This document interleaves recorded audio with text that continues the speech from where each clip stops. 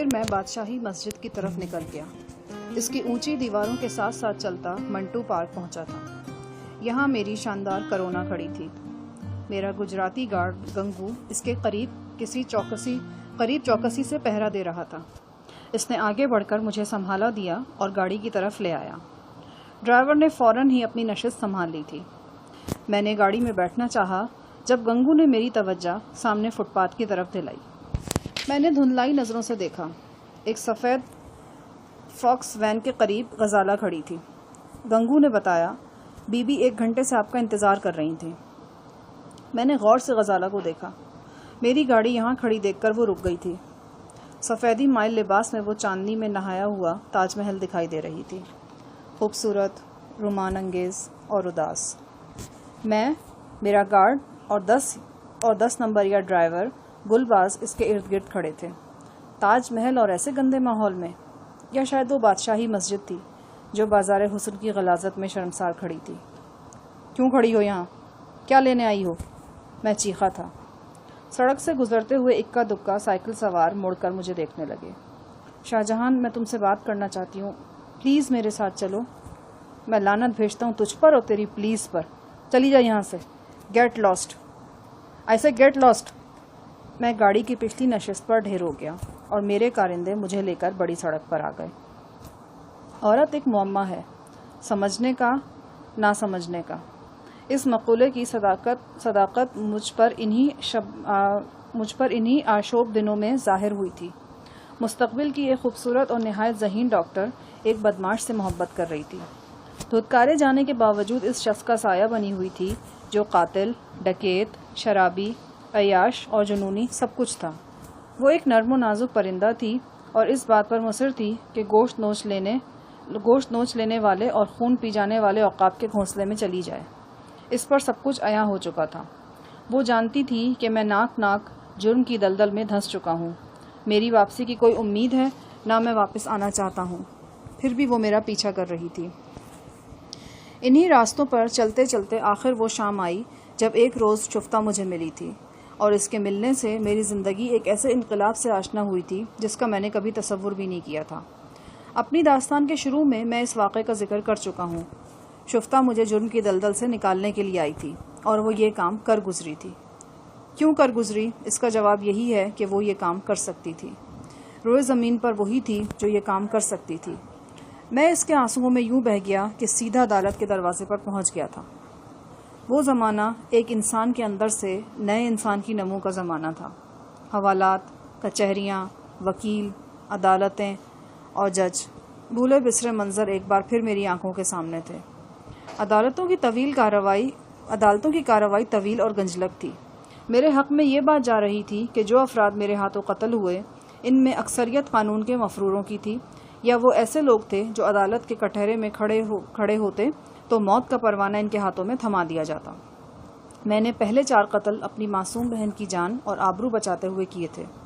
یہ حقیقت بڑے جاندار طریقے سے عدالت کے سامنے پیش کرنے کا صحرا میرے استاد محترم اور بلند پایہ قانون دان جناب ظفر احسن کے سر ہے۔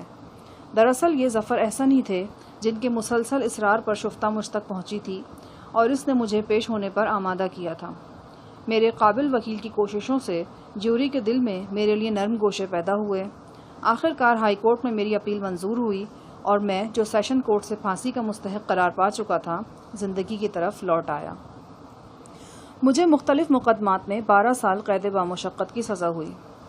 اس قید کا پہلا سال میں نے لاہور جیل میں کاٹا۔ لاہور میں ہی میرے ہاتھوں ایک مقدم کے دانت ٹوٹنے کا واقعہ ہوا۔ نتیجے میں قید کا 1 سال کاٹنے کے بعد بھی میری قید میں کوئی کمی نہ ہوئی۔ شفتہ کی آہوزاری نے میرے دل میں زلزلے برپا کر دیے۔ میں نے فیصلہ کیا کہ جس طرح جرم کی دنیا کو خیر بات کہہ کر میں جیل آیا ہوں، اسی طرح اپنے اندر کے استاد جہانی کو بھی خیر بات کہہ کر جیل میں ایک سیدھا سادہ بے ضرر قیدی بن جاؤں گا۔ میری زندگی کا اولین اور آخرین مقصد صرف اور صرف سزا بھگت کر اس دنیا میں واپس جانا ہوگا جہاں میری بہن میری راہ دیکھ رہی ہے۔ مقدم والے واقعے کے بعد مجھے اٹک جیل میں منتقل کر دیا گیا۔ اٹک میں نے 3 سال کاٹے تھے جب کچھ پراسرار لوگ میرے در پہ ہو گئے اور مجھے مارنے کی کوشش کرنے لگے۔ پھر نور محمد کے قتل کا خونی واقعہ رونما ہوا اور وہ حادثوں بھری رات مجھ پر وارد ہوئی جب میں اٹک جیل سے اغوا ہو کر آغا قادر زمان کی حویلی پہنچ گیا تھا۔ گڑ والے چاولوں کے حوالے سے سوچ کا جو طویل سفر شروع ہوا تھا وہ 25-26 برسوں کا فاصلہ طے کر کے پھر اپنے نقطہ آغاز پر پہنچ گیا۔ میں خیالوں کی دنیا سے واپس اسی خیمے میں آ گیا جو رات کے سمندر میں سردی کی لہروں پر ڈوب کر ابھر رہا تھا اور جس کی ٹھٹری ہوئی فضا میں انگیٹھی کی آگ بجھتے بجھتے اب راکھ بن چکی تھی۔ خیمے سے باہر پاوندہ کے کتوں کا شور تھا اور خیمے کے اندر 2 افراد کے خراٹے گونج رہے تھے۔ اس کے علاوہ پوری بستی میں کوئی آہٹ، کوئی آواز سنائی نہ دیتی تھی۔ میری آنکھیں اب نیند سے بوجھل ہونا شروع ہو گئی تھیں۔ سچ کہتے ہیں نیند سولی پر بھی آ جاتی ہے۔ مجھے بھی اس ٹھٹرے ہوئے خیمے اور اس پرخطر اندھیرے کے حصار میں نیند دبوچنے لگی۔ میں نے کمبل دوہرا کر کے اچھی طرح اپنے گرد لپیٹا، رائفل بالکل تیار حالت میں سینے سے لگائی اور آنکھیں بند کر لیں۔ شب کا باقی حصہ جیسے ہوا کے ایک جھونکے کی مانند گزر گیا۔ کوئی جھنجھوڑ کر مجھے جگا رہا تھا۔ میں نے آنکھ کھولی، سورج طلوع ہو چکا تھا، خیمے میں اجالا پھیلا ہوا تھا۔ مجھے جگانے والا خود لشکر خان تھا۔ اٹھو برادر، تمہارے لیے ایک اچھا خبر ہے، اس نے اپنے مخصوص لہجے میں کہا۔ کیسی خبر؟ تمہارا بی بی اور بچہ لوگ یہاں پہنچ گیا ہے، وہ دیکھو دروازے سے باہر، تیسرے صاحبان کے نیچے۔ میں نے دیکھا نبیلہ اور بچہ دونوں موجود تھے۔ وہ اسی لباس میں تھے جس میں میں انہیں لال بی بی اور رشید خان کے پاس چھوڑ کر آیا تھا۔ نبیلہ کے زخمی پاؤں پر پٹیاں بندھی ہوئی تھیں اور اس نے ایک بڑی سی مردانہ چپل پہن رکھی تھی۔ لڑکا اب ہوش میں تھا اور ٹھیک ٹھاک نظر آ رہا تھا۔ نبیلہ کا بازو تھامے وہ یوں کھڑا تھا جیسے ایک پل کے لیے بھی اسے خود سے جدا نہ کرنا چاہتا ہو۔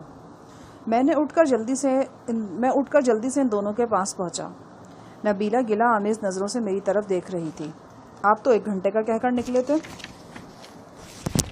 اس نے احتجاج کیا۔ بس حالات کچھ ایسے ہو گئے کہ میں واپس نہ لوٹ سکا۔ اور دوسرے لوگ کدھر ہیں؟ میں نے لال بیوی وغیرہ کے بارے میں پوچھا۔ انہوں نے آنے سے انکار کر دیا۔ وہ لال بیوی تو اچھل اچھل کر آپے سے باہر ہو رہی تھی، کہتی تھی بیٹے کے بغیر تو میری لاش بھی یہاں سے نہیں جائے گی۔ ماں کی وجہ سے رشید خان اور اس کی بیوی بھی وہاں رہنے پر مجبور ہو گئے۔ یہ ان لوگوں نے اچھا نہیں کیا، بڑا خطرناک کام کیا، لشکر خان نے کہا۔ میں نے نبیلہ سے پوچھا کہ ان دونوں کو راستے میں کوئی تکلیف تو نہیں ہوئی؟ راستے میں تو نہیں ہوئی، لیکن کل کا سارا دن سخت پریشانی میں گزرا۔ ہمیں آپ کی طرف سے بڑی فکر تھی۔ وہ بڑے غور سے میری طرف دیکھ رہی تھی۔ کیا دیکھ رہی ہو اس طرح؟ وہ مسکرا کر بولی، کیا آپ واقعی ہیڈ کانسٹیبل ہیں؟ کس وجہ سے شک ہو رہا ہے تمہیں؟ اس خط کی وجہ سے، جو کل اس نے مجھے خط دکھایا، جو کل لشکر خان نے مجھ سے لکھوایا تھا۔ اگر ہیڈ کانسٹیبل اتنی اچھی انگریزی لکھتا ہو تو انسپیکٹر کو تو انگریزی ادب کا کیڑا ہونا چاہیے۔ حیرت ہے، اتنی انگریزی پڑھ کر بھی آپ نے یہ نوکری کی ہے؟ میں نے کہا، انگریزی پڑھ کر نوکری کی ہے تو اچھا کیا نا، کچھ لوگوں کو تو بے روزگاری کی وجہ سے ڈاکے بھی ڈالنے پڑتے ہیں۔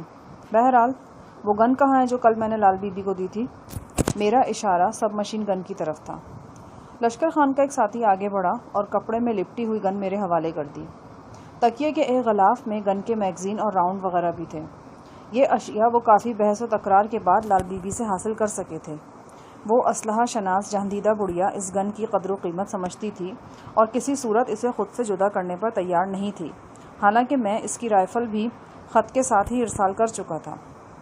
ہماری گفتگو کے دوران ہی ایک گھڑ سوار موقع پر پہنچ گیا۔ وہ لشکر خان کے ساتھیوں میں سے تھا۔ اس کا گھوڑا پسینے سے شرابور تھا اور وہ خود بھی ہاپا ہوا دکھائی دیتا تھا۔